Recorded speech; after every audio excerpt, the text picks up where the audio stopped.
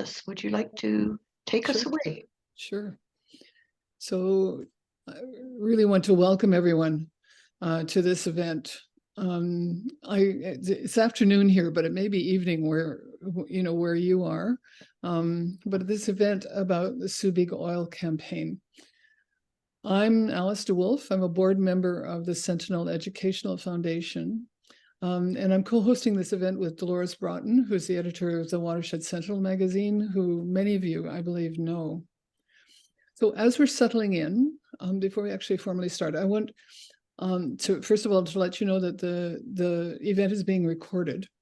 And it will be available on the Watershed Sentinel website. And maybe, Andrew, at West Coast Environmental Law? Possibly. We'll work that out. Okay. But certainly it'll be available on the Watershed Sentinel website. Now, it would be great if you, just as you're letting us know, let us, we're interested in who's here. It'd be great if you took a moment to let us know in the chat where you're based, the land and the Indigenous people that you acknowledge. And if you're having any difficulties. We're hosting this event on the unceded territory of the Comox First Nation. We recognize that we weren't invited to settle here and that we must constantly work to reconcile this, to honor and appreciate the original people's experience, their generosity, their traditions. They teach us, and we continually have to be learning about this, that the land, the air, the water around us, their beauty, their ferocity, and their capacity to be abundant are inseparable from our well-being as individuals and as community. So this is part of, how we now build into this information that we're going to take the afternoon to take a look at. We hope the session will provide you with more information about and resources related to the Sue Big Oil campaign. The campaign urges our municipalities to sue big oil companies for the costs of the damage of being created by the climate crisis. So if this is the first time you've heard about the campaign, or if you're more familiar about it, what we really hope this next hour will do is provide you with updates on how to take the next steps in your community. Now, as you can see, we've got three wonderful people with us who bring tremendous knowledge and experience as innovators and campaigners. Andrew Gage from West Coast Environmental Law, there he is, will introduce the campaign and its rationale and many other things. Jenna Stoner, Jenna, thank you, will speak from her experience introducing a successful motion to the municipality of Squamish. And it's wonderful to have somebody with us who's got full-on experience with this. As does Duncan Smith, who will speak about key issues for activists and communities that are mounting the campaign. I think that, so this is another thing that I'd like you to put into the chat if you are interested. We'd like to know who's already involved in a campaign, or if you are interested in being in touch with someone who's in the campaign. We'll be talking about this as we go through in a little bit more detail, but just let us know whether you are actually involved or ready to be involved in one of these campaigns. We'll have a few minutes after each person has spoken to take questions and answers. That is at the end of the session at about quarter after 4, and we'll be quarter after 5. No, quarter to 5. Quarter to 5. And we'll be certain that you can find the campaign's resources as we're doing that. You're welcome to put your questions in the chat as our guests speak. Yeah. Dolores. Yeah, I'll try and scoop up your questions from the chat if they come in there, and we will certainly collect them all and try and have a little discussion at the end. It's my great pleasure to introduce Andrew Gage, who's been a colleague of mine for years and years, far too long. Andrew is a staff lawyer at the West Coast Environmental Law, a fine organization, I may say, and is a member of the Secretariat for the Sue Big Oil campaign. Andrew's work and his research focuses on the legal consequences of climate change. Many of us know his work, and he has written extensively, including a recent book chapter about climate litigation and the loss and damage issues. Andrew, would you like to give us some of your information?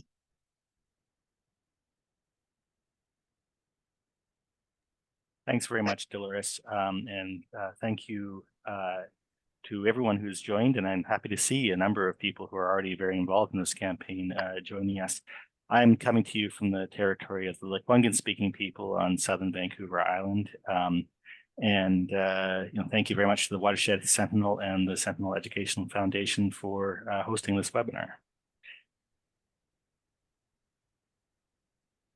So, in 1998, an internal shell memo examined future scenarios that the company might have to face in the future. And one of the scenarios that they described was a series of violent storms leading to intense debate about who should be liable for the costs of climate change.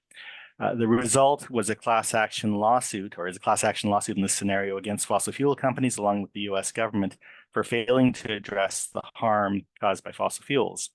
And this debate over liability and the lawsuit in turn sparks an anti-fossil fuel movement that parallels the lawsuits and social movements against tobacco. For those of you joining from BC, I'd like you to think back for a moment to 2021 and the incredible climate impacts we saw that year. If you're not from BC, perhaps you have other climate impacts that you've lived through or know people or that have been through climate impacts, and think about that for a moment. We started with an unbelievable heat dome that killed over 600 people. Scientists found that heat wave was 150 times more likely to occur due to climate change. We then, at the height of that, we then experienced massive wildfires that literally burnt down entire communities and displaced thousands. And then in the fall, we had a massive flooding event that an atmospheric river that scientists say was 3 to 4 times more likely as a result of climate change, leading to billions of dollars of damage for communities like Merritt and Abbotsford. According to the Canadian Centre for Policy Alternatives, the total cost to British Columbians from extreme weather that year was between 10.6 and 17.1 billion dollars, representing 3 to 5% of British Columbia's GDP. That's just the tip of the iceberg, because a study from the Canadian Climate Institute finds that by 2025, so just in a couple of years, climate change will already be slowing Canadian economic growth by about $25 billion a year annually. And Canadian governments will be spending an additional average of $5 billion a year to deal with climate disasters. As that report outlines, those costs will continue to grow dramatically, even if we do get global emissions under control, and even more dramatically if we don't. In a separate study, the Insurance Bureau of Canada has estimated that local governments in Canada should be collectively spending $5.3 billion every year to try to minimize these future impacts, current and future impacts. So climate change is a massive financial crisis that we cannot afford, and we've not begun to wrap our heads around how we're going to pay for it. Meanwhile, 90 entities, mostly fossil fuel companies, are responsible through their operations and their products for about 2/3 of human-caused greenhouse gas emissions. 3 of the top companies, Chevron, Saudi Aramco, and Exxon, for example, are responsible for about 10% of the greenhouse gases that are in the atmosphere today. These group of companies, not just those three, but all of these fossil fuel companies have made massive profits selling the products that give rise to climate change. The International Energy Agency recently estimated that their profits for 2022 were $4 trillion. And the Guardian paper has estimated that over the past 50 years, fossil fuel companies have made an average of $50 billion per day. These profits are, of course, an illusion. The companies appear to be profitable because no one expects them to pay for the costs that they're imposing on our communities and around communities around the world. If they had to pay a fair share of climate costs, those profits would disappear. Many of these same companies have known since the 1950s and 60s that they were causing climate change. This is an actual ad by Humble Oil, now ExxonMobil, from the 1960s. It's not clear that it was actually directly inspired by climate change, but Exxon scientists had been researching climate change from at least 1957. So in the decades that followed, the fossil fuel industry scientists told their employers in great detail the types of impacts that their products were causing and warned that they needed to find alternative energy sources and move away from fossil fuels. But these companies pursued an aggressive expansion strategy that saw the world become ever more dependent on fossil fuels, knowing what that would mean. They pursued that strategy because they did not think that they would ultimately pay for any of the costs that they were causing. When governments started taking action in the late 80s and early 90s, the industry actually shifted from just trying to expand to an aggressive misinformation, lobbying, and false solutions campaigns that were intended to keep the world dependent on their products that directly prevented climate action and arguably have led to a warmer climate and the types of impacts we are seeing now. They, again, engaged in that information and delay campaign because they believed they could profit from fossil fuels without paying for the costs. They believed in the illusion of their profits. To take just one example of that information campaign, in 1998, Chevron, ExxonMobil, and the American Petroleum Institute and others prepared a secret document called the Global Climate Science Communications Plan that literally said that their goal was to make it appear that those advocating for climate action on the basis of science were out of touch with reality. And we continue to see bad decisions and decisions that put profits over the safety of our planet and our communities from the oil and gas industry. Just in the last year, BP, Shell, and Suncor, three fossil fuel companies, oil gas companies that have been lauded for their climate leadership, announced that they couldn't follow through on their commitments to climate change on this in the timeframes that they'd promised because they were just making too much money from fossil fuels. The illusion of profitability doesn't just affect the company's decisions. It also affects decisions of investors, governments, and ultimately the perception of the public that this is a wealth-creating industry.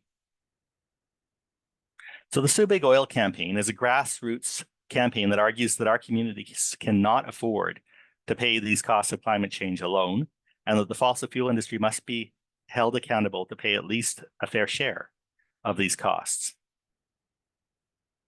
We've chosen to focus on local governments because local governments own 60% of public infrastructure. They face massive climate costs and have few other options to raise the funds needed to deal with these costs. And it's much easier to build a movement on a community by community basis than it is to go straight to a campaign pressing the federal or provincial governments to act. Although, of course, all of the every level of government should be grappling with these questions. The So Big Oil campaign asks local governments to take action to protect residents for climate change, including by setting aside a small amount of money to support a lawsuit, $1 per resident initially, but also working with other local governments to file a class action lawsuit. These local governments have a choice. They can either pass the costs of climate change on to residents and taxpayers through higher taxes, cuts to programs, and failing to spend what it takes to keep us safe from climate change, or they can take the more fiscally responsible step of seeking compensation for a share of these costs from global fossil fuel companies. The lawsuit that we propose is a class action lawsuit. I'll touch on that later, but that means that local governments can collaborate together to bring this, brought by local governments targeting some of the world's largest polluters to recover a fair share of our community's climate costs. And the funds would go to our local governments to keep us safe, essentially. What does a lawsuit accomplish? First of all, it directly challenges that illusion of profitability that I was talking about, while also getting resources for our communities.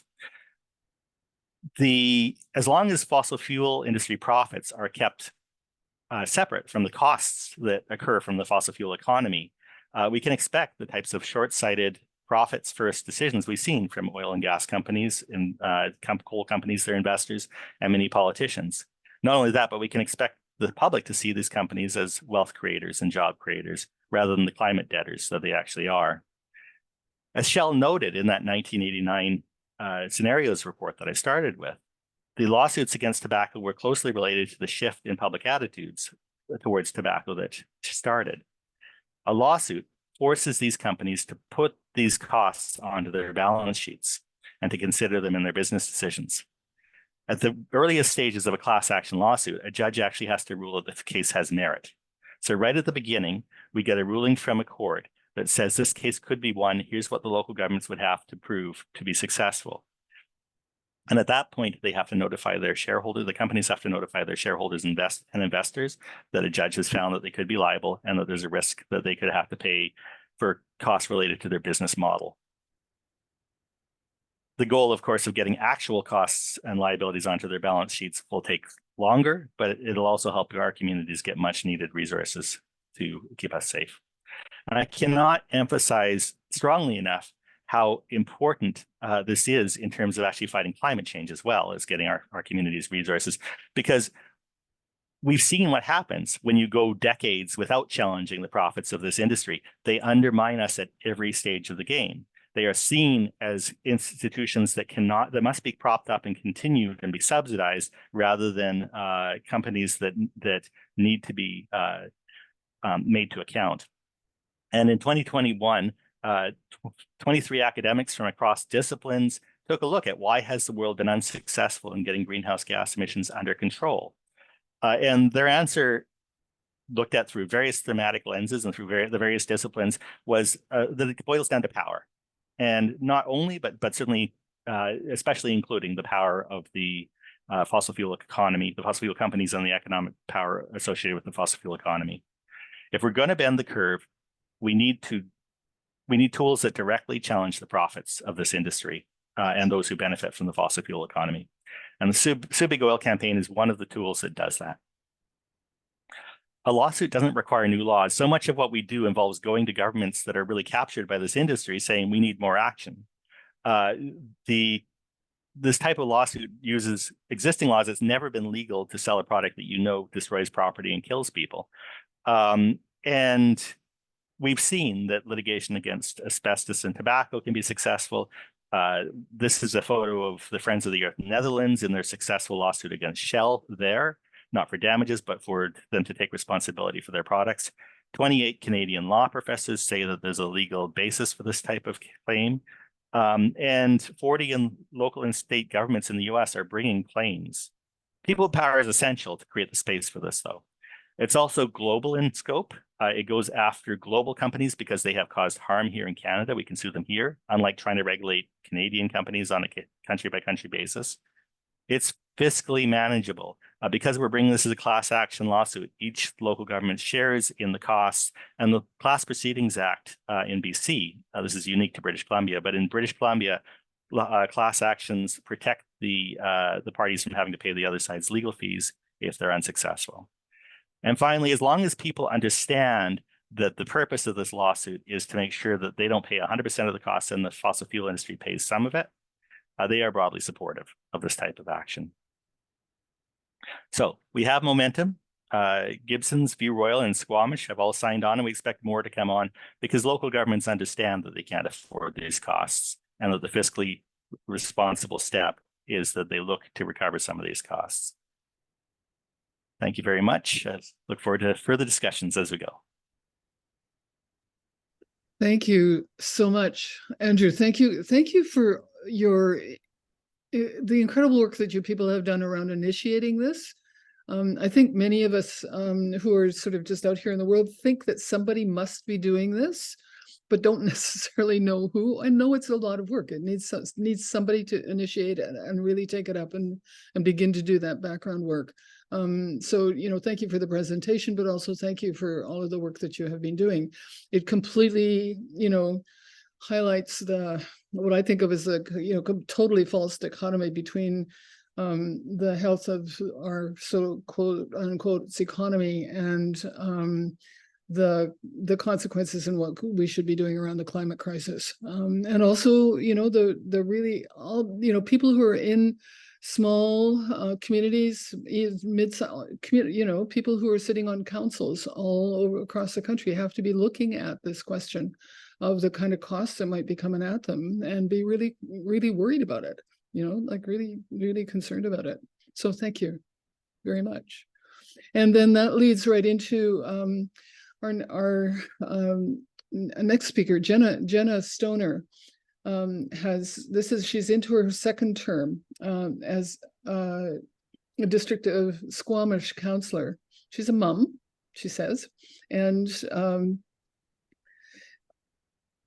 a seeker of innovative solutions to the multitude of complex issues that face local governments.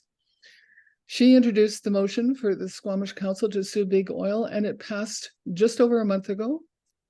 Congratulations, and Jenna, please take the floor. Thank you, and thanks so much for having me. As mentioned, my name is Jenna Stoner. I'm a second-term councillor with the District of Squamish, and I'll just pull up my slides here in a sec. I'm just going to share a little bit with you folks the perspective of from my seat as a local politician. The District of Squamish is considered a medium-sized community. We're about 24,000 people in the heart of the territory of the unceded traditional territories of the Squamish people.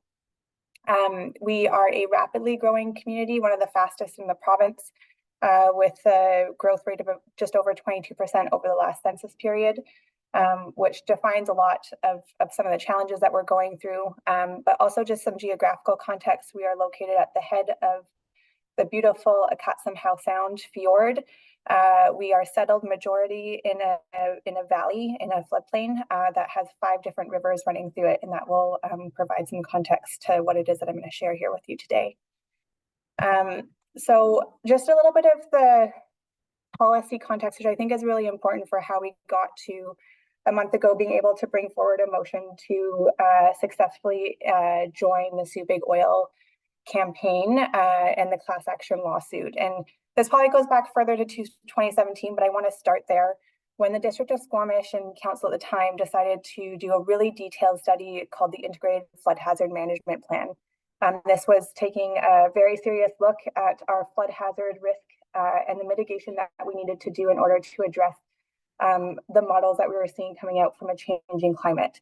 The District of Squamish has one of the highest number of natural hazards of any municipality, or at 23, many of which we know will be amplified by a changing climate. The first one that most people think of is forest fire, which is definitely top of our list, but flooding is probably a higher issue for us. The Integrated Flood Hazard Management Plan demonstrated that the cost of increasing our diking infrastructure to the level that we needed to in order to protect our community was going to be well over $100 million, in addition to private developers building the dikes in front of their properties that would be redeveloped over time. But that was a cheaper way to address the risk than the other things that were on the table, one which was full resettlement of the community higher up the valley, or the other option of not doing anything. And some of the economic losses there of dike breaches, even on a 1 in 200 level flood, showed that there would be over $460 million in economic loss, and about 60% of our community would be displaced. So that really set the stage, along with many other things. The next year, we moved into adopting our new 2040 official community plan. It integrated many things, but one thing that it did integrate was a lot of changes with respect to how we were going to build and where we were going to be able to build within our community, as based off of the Integrated Flood Hazard Management Plan. So that was a new flood construction level. So basically anything new in Squamish has to be built up a minimum of 3 meters. which I can tell you has huge amounts of affordability issues and costs associated to it unto itself, let alone the cost of building the dikes themselves. The other really important piece of policy context, I was first elected in 2018 and again in 2022. Both of our council strategic plans, this is a snapshot of the one that we currently have for the 2022 council, really highlighted and centered the importance of being prepared for the future, having a resilient community in the face of climate change, which has been really helpful to push some important policy direction and work within the district. So in 2019, we declared a climate emergency, which set off a whole bunch of work with respect to hiring a sustainability manager who was able to implement our community climate action plan, our municipal energy and emissions plan.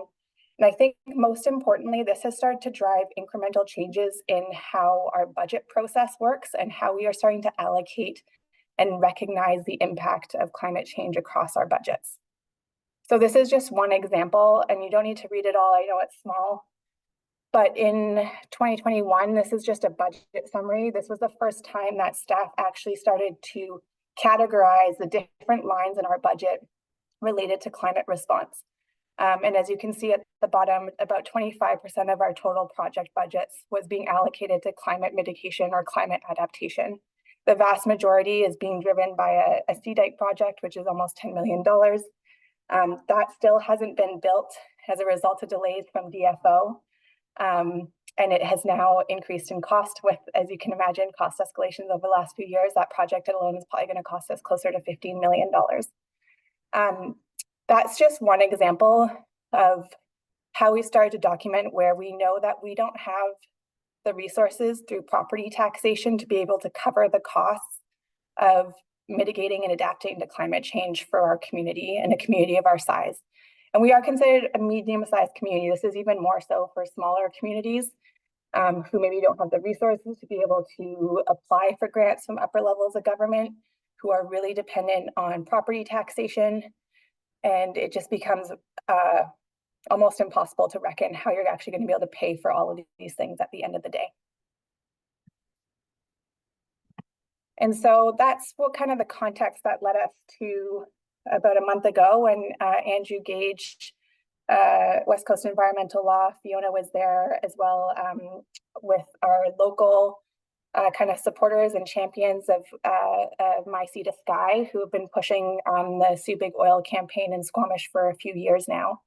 And they came and made a presentation to the council on the opportunity that was related to joining the Sue Big Oil campaign. And I think some of the things that worked really well and resonated around the council table and more broadly within our community was having this really strong policy context in place, really set the stage for us to take bold leadership action. It's something that we've been proud of as a council and proud of as a community, taking leadership in this space. And so that was one piece that was really helpful for me to have around the council table. The second piece was making the financial case that this really is the fiscally prudent and responsible action to take, because we know that we have substantial costs coming, and it's not fair for that entirely to be burdened by, or that entire burden to be carried by our taxpayers. Having local supporters and champions, both in community and on council, is really critical. So building those relationships. I know there's many advocacy groups on the call today, and so meeting with your local councillors, showing them the importance of this work, building that trusting relationship and lending them support where they need to. One of the things that the My Sea to Sky folks did after we passed the initial motion at Committee of the Whole was they got their mailing list to send us thank you emails. And I can tell you as a councillor, you don't get thank you emails very often. And so it was really heartwarming to see a flood of thank you emails come in over the course of a week. The other thing that I think worked really well, especially to folks who are kind of hesitant around this idea, was really advocating for the polluters pay principle. Going back to what Andrew said, this isn't about having oil companies pay for 100% of the costs of climate change. We all play a role in where we've gotten to today, but it's getting them to pay for their fair share. And that is a reasonable ask to most folks. And as Andrew mentioned, there's really clear evidence that oil companies knew the harms that their products were and are currently generating, and so it's holding them to account. A few considerations for those of you who are actively engaged or looking to get engaged. A big piece is timing. So when and how to get this into a local government budget. That was a big debate around our council table, was do we do this now or do we do it in a year when we can actually consider it as part of our broader budget process? Many local governments are in the midst of their budgeting process right now. The District of Squamish is about to adopt our budget for 2024. So it's important to think about the timing there and giving your council enough time to figure out how they're going to incorporate this, because it's not nothing. Some larger communities maybe have a little bit more of a slush fund, or they have a bit of an advocacy or legal fund that they can pull from, but some of us smaller communities don't have that built into their budget. So really considering how to do that, and really going back to why this is fiscally prudent, I think will be especially important, because I know that so many communities are facing really high budget increases as we go into the next few years. So the District of Squamish is looking at a 9% tax increase right now. I can tell you that $1 for us, for every resident, is just over 24,000, and that's about 0.1% of a tax increase. So it's actually quite minimal at the end of the day, given how much of the rest of the tax burden is being placed in order to address some of these big issues. The other piece of pushback that I got quite heavily from folks in the community was that this is outside of the jurisdiction of local government and just stay in your lane. And again, my comment there is we are already in it whether we want to be or not. And that goes back to really having the evidence of the cost that it is costing your community to mitigate and adapt to climate change. And then just a note on community support and priorities, and this goes a little bit to the timing and budget piece. We just had our communications folks come and present some of the outcomes of our 2024 budget engagement, and I just found this really fascinating. So I just wanted to share it with you folks. And this is going to really vary depending on your community, but this is a comparison of community priorities that came out during our budget engagement over the last 5 years. You'll see in 2021 and 2022, climate adaptation and mitigation made it to the top 5. But since then, it's dropped off the radar entirely. And so I think, again, for those of you who are working in community, to continue to sound the alarm. So that was, if you think about when it was right after COVID-19, but it was also, there was a lot of work going on with Greta Thunberg and the Fridays for the Future. And there was a lot of pressure, especially on governments and local governments, to take action. And some of that pressure has waned, I would say, at least in my community. And so something to think about how you build that pressure back up so that people feel like they have both the support and the urgency to take action. And that's it from me. I will stop there.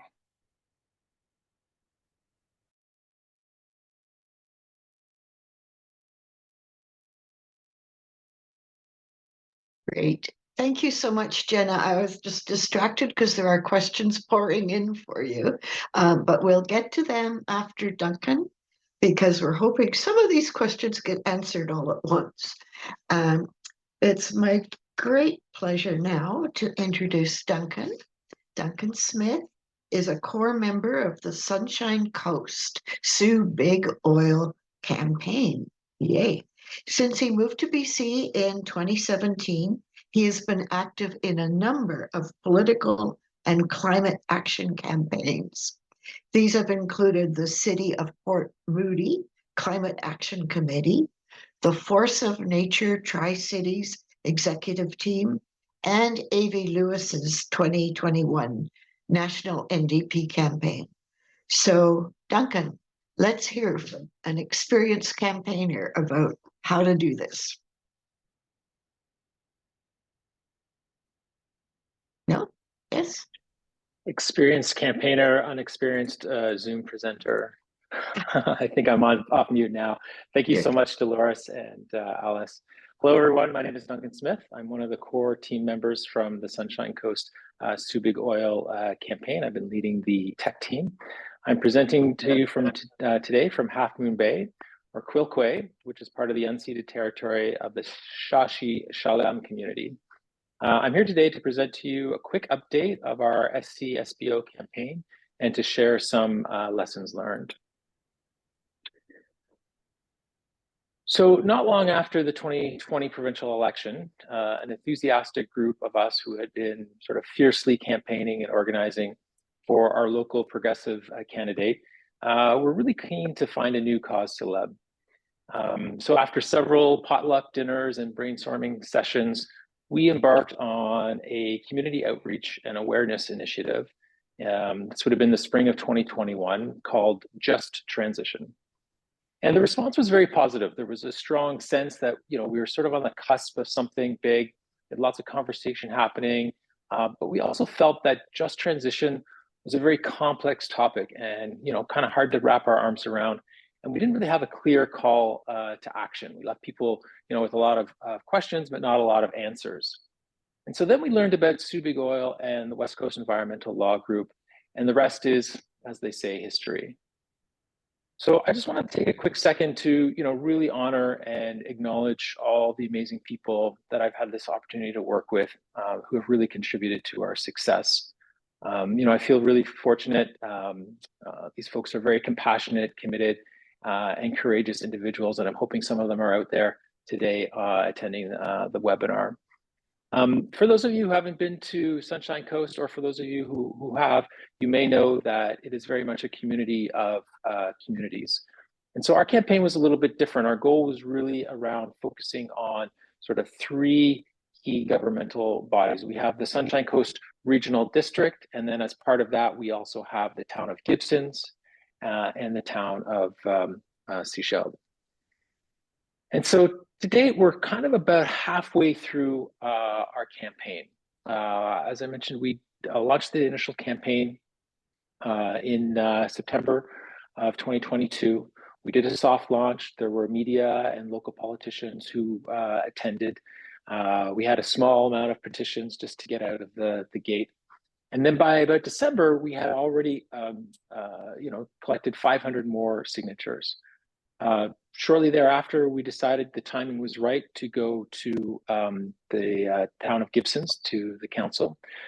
So we presented to the committee of the whole. This would have been in March. And we had 382 signatures specifically for Gibsons as part of our broader you know, signatures and campaigning efforts. And shortly thereafter, about a month after, we received unanimous support for from the Gibsons Council for the motion. So that was super exciting. It really kind of you know, validated a lot of the work that we've been doing. But of course, we were just getting started because we had two other you know, municipalities, regional districts, and the town of Sechelt that we wanted to go after. It took us another 6 months to double that number. And then not that long ago, in earlier November, we did a presentation to the Electoral Area Services Committee of SCRD. And we got a half yes from them. We got a yes, this sounds very interesting, but we're not quite ready to commit. We need more information. We need some hard questions answered first. But we were very encouraged by the motion that they did put forth to do more investigation into the matter. We had about 45 letters from concerned Sunshine Coast residents to support that, as well as all the signatures that we've talked about. But one of the more important things that we were also able to present to the council was the fact that of all the people that we talk to on a regular basis, you know, through our campaigning efforts, almost, you know, 3/4 of them, about 74% of those people actually signed the petition. So we know that there's a real strong support within our community for this. And so we are now going to be taking the, you know, the additional steps to work through those blockers that we have with SCRD, and then to set us up for success when we plan to go to the Sechelt Council sometime in 2024. Okay, I want to now share with you some key lessons learned. This will probably be most relevant for those folks who are just getting started with their campaigns. Some of this is going to echo a little bit of what you heard from Jenna, but I'm also really interested to understand how this resonates with those of you who perhaps have embarked on your campaigns or maybe seen some success, early success with your campaigns as well. The first thing I would say is that, it's really important for you to get your website, your email, your online and offline forms in a place where you can really clearly and concisely build a process for data entry. We started off by asking petitioners to enter the data that they collected on the paper forms into our web form and on the site. That proved to be a little bit cumbersome. And over time, we decided, you know what, we really just need 1 or 2 people to sort of own that process of putting the soft copy data into our database. We actually ended up having an Excel spreadsheet that then we were uploading into the website. And so point being, right, you need to sort of think through this process early so you don't have a backlog of all these paper forms that you can't track. You want to make sure also that those paper forms are really easy to read, and that you've got lots of space for things like email addresses, so that whomever is taking those forms and then entering the data is really able to, to read the writing and capture that properly. Another thing I'll quickly note is around social media. We kind of got to social media a little bit later than perhaps we should have. And I would say, social media is great. Share your photos from your community events, but pick a platform. There's no need to be doing every social media platform out there. Decide, which you think is going to be best with your community, and just focus on one. It'll save you a lot of time and effort, I think. The next thing I would say is really, this is going to take a lot of work, and you're going to need to spend time out in the community with your local, groups and individuals who have some clout, have some prominence, and you're going to need to build those allies. And you're really going to need to look to try to win and earn endorsements from them. Going to the council with a long list of signatures is great, but if you can go as well and say, we have support from our local Chamber of Commerce, or some other prominent group within your community, that holds a lot of weight. And also, you need to find your Jenna. You need to find 1 or 2 councillors who are very sympathetic to this cause, and will actually, spend some time having conversations with you to help you better understand the landscape of how, councils work, where their heads are at, things like timing, things like the policy, initiatives that are in place, understanding their budget concerns, right? Really just spending the time getting to know the council members or directors that you're going to be in front of will also go a long way. The next thing I would say is be prepared for the hard conversations. The reality is that we live in a petro state. The oil and gas sector in Canada is number 4 in the world. There are lots of people who have a vested interest in the status quo. And the word "Soo Big Oil" can be very controversial and confrontational. Whether it's because you have a cousin or a friend who works in the industry, or because you drive a big truck and you fly to Winnipeg a lot, there's a sort of sense of guilty by association out there that we continue to run up against. It's understandable. And a lot of people, they would say, well, we don't want to chop off our proverbial noses, to spite our face. But at the end of the day, it's not your job really to change people's minds. You really just need to spend the time to listen to them, because everybody has different perspectives and different, rationales. But if you just spend the time to listen to them, and then what I found very effective is kind of sort of pivoting the conversation towards a topic that perhaps, you can find some common ground. In the Sunshine Coast, everybody's concerned about water shortages, for example, irrespective of your political position on these issues. And then last but not least, and perhaps most importantly, don't give up. Campaign fatigue is a very real thing. We've been at this for a long time, and it hasn't been easy, but the efforts are worth it. And if you have a good, strong core group of people, you can rally around each other. You can give people space to step back if they need to. Be flexible about how and where you ask of people's time, because it is going to take a village. But again, I would say it's all worth it in the end, because while we might be losing the race, this race can be won. So thanks so much for your time, and I look forward to the Q&A. Oh, thank you, Duncan. That was actually really inspiring. And I have a feeling there's some very, very good advice in there as well, which I think, judging from all the questions, I almost have a feeling that we could use a whole group conversation because there's so many questions and so much interest out there. But let me see, where shall we start? Andrew, I think following up on Duncan, it would be really good if you could give us a very quick overview of the resources that are already available on the siouxbigoil.ca website. And then we'll get into some of the more fine tuning of the questions, or the more fine tuned questions, something like that. Okay, did you want me to do a couple slides on how people can get involved? Sure. Okay, great. There is a resources page on the website we can talk about a bit, but very quickly, because I know we want to get to the questions. You've heard about the campaign. I want to give you the top 5 ways that you can be involved. The campaign is currently focused just in BC. So if there's anyone joining from outside of the province, these suggestions may need some tweaking, but we'd be happy to talk with you about what that would look like. And I think a lot of it will be similar. Sorry, where are we? So number 1, sign the declaration. This is the way we stay in touch with people. It's our sort of clarion cry to local governments. So if you haven't signed yet, do it now. I'm sure you can multitask. Go to www.siouxbigoil.ca and sign the declaration. But also get everyone you know to sign. That can take the form of just some informal conversations, sharing it on social media or with friends. Or if you're more organized and there's more people involved, or you're more you just want to take it to the next level, tabling, attending events, or door knocking, similar to some of the work that has been done on the Sunshine Coast and elsewhere.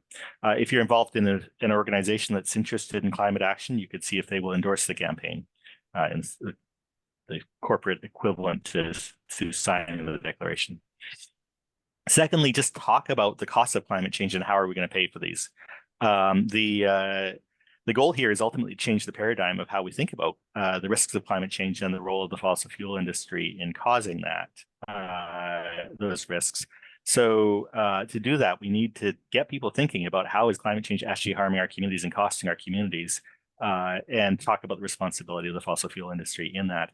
That can take forms, again, from just informal conversations with friends at dinner tables to hosting Sue Big Oil house parties. There actually is a Sue Big Oil house party toolkit that was developed by Shake Up the Establishment, a youth organization that's on the website. Includes menu items, games, and a playlist. Yeah, or if you're working with others, like as part of a team, then it could mean sort of more formal public events.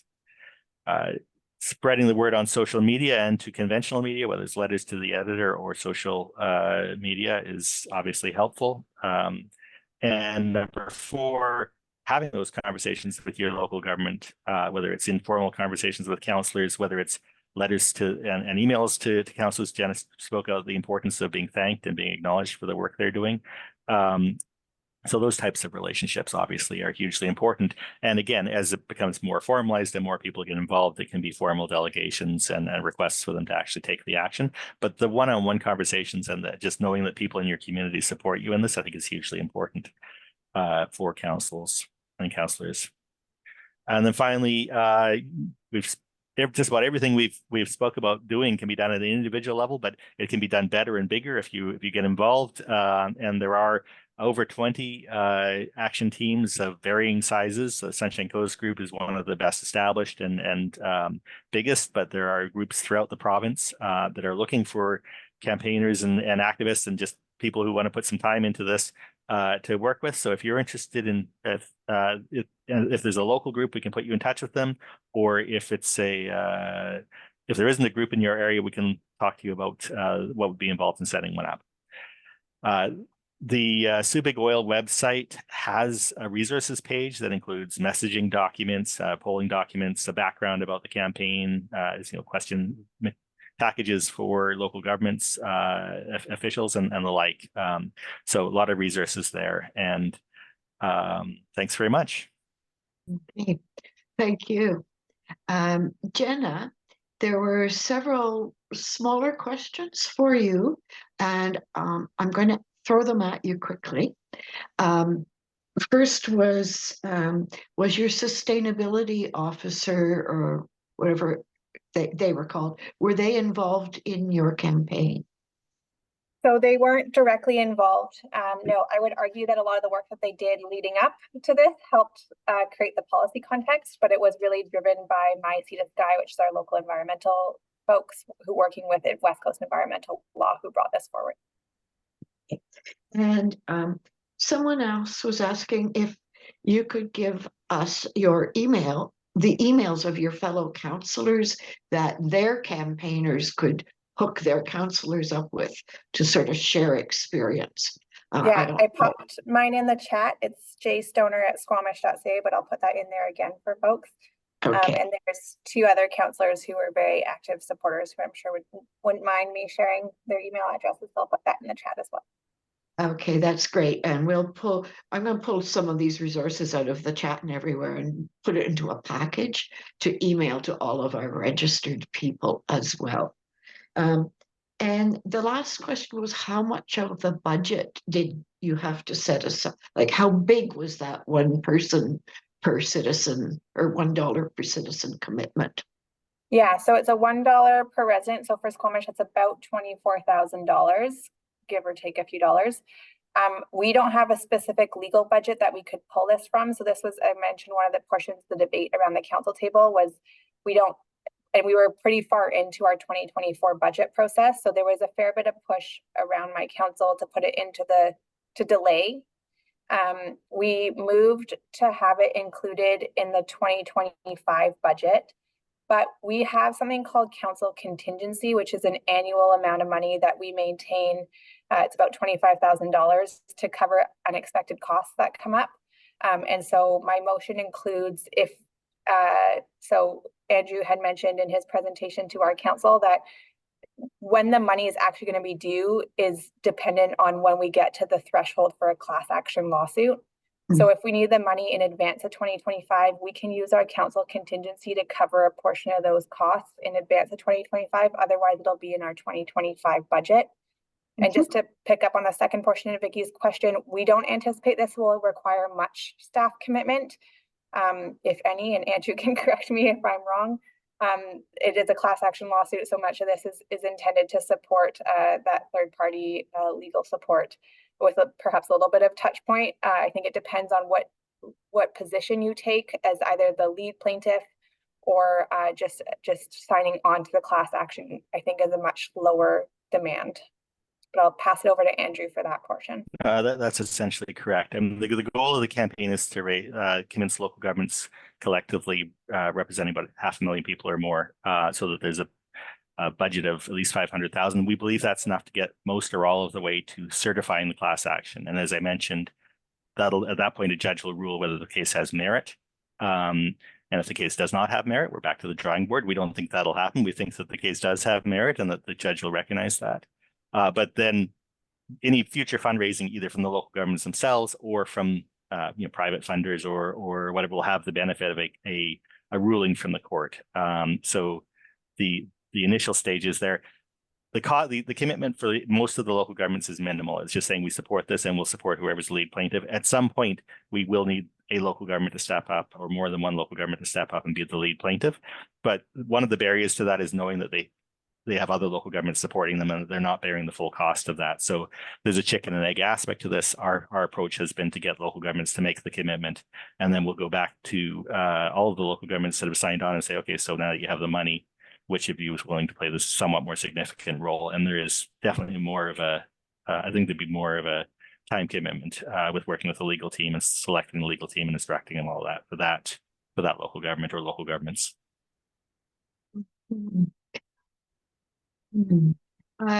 There's so many small questions coming in. I'm having trouble rationing our time, but there are some questions. Andrew, again, you're on about the lawsuit. How long will it take before it goes to court?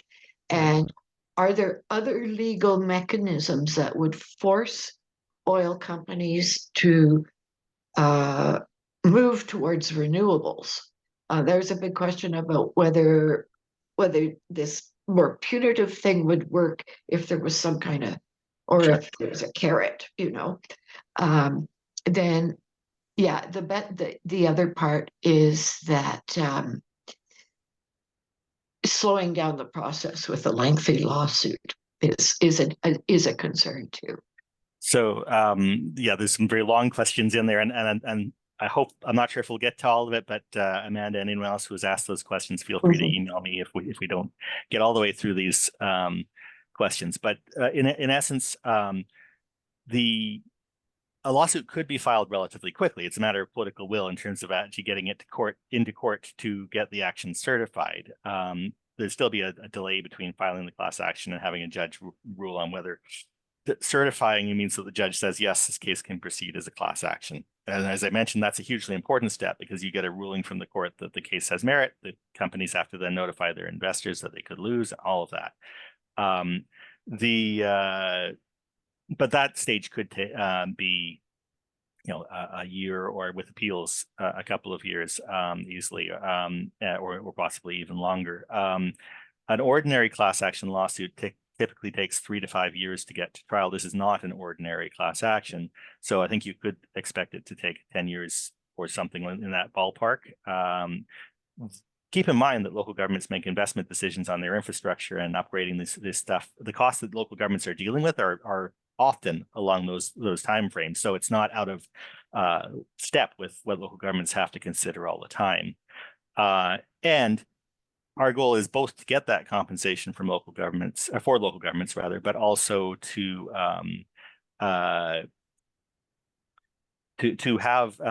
send a message to fossil fuel companies and their investors that they will have to take some responsibility, and that's part of the much broader conversation and the first ruling from the court as well. So that benefit occurs much earlier. There is evidence that fossil fuel companies are concerned about not necessarily Sue Big Oil, but the lawsuits that are happening in the U.S. They've spent considerable resources fighting those lawsuits and trying to slow them down as much as possible. They've disclosed to their shareholders they're being sued. There is a study from the London School of Economics, the Grantham Institute there, that shows that stock price actually is decreased every time one of these lawsuits is filed, and more so when it's won. There has an impact. Now, the question of how this slows down any processes, the reality is we've got decades of experience of these companies being asked nicely to convert to renewables. There's 1 or 2 examples of fossil fuel companies. Ørsted as a wind company that was formerly a fossil fuel company. There are 1 or 2 examples out there of fossil fuel companies that took climate change seriously and actually did that conversion and are now on the forefront of the renewables industry. But for the most part, the fossil fuel industry has throughout all this played a foot dragging role. And I think the reason that they have boasted about their investments in renewables, while investing the tiniest possible amounts, and really, I mean, they've had patents on renewable energy technology since the 60s and 70s, is because they've always seen it as being more profitable to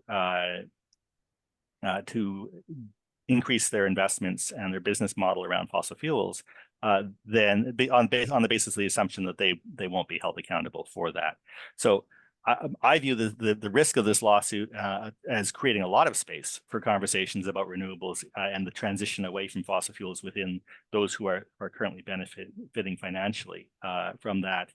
And in fact, you can actually see that the Shell, after they were sued in the U.S., actually increased their investment in renewables substantially. They would, of course, deny there's a connection, but I believe that there is. Sorry, I think I don't think that there's already 40 of these lawsuits going on in the U.S. There's no evidence it's slowing down conversations on climate change. In fact, I think I would argue the reverse is true.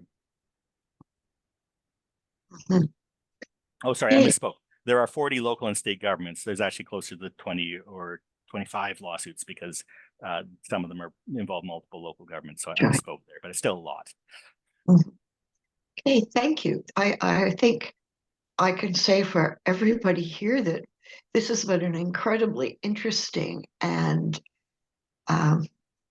hopeful session, because at least it seems like there's something that we can do as community members and citizens that might actually help with the budget. Someone in the chat was talking about how we need to remember that what the municipalities are paying to deal with climate change damage could be going to support our healthcare instead.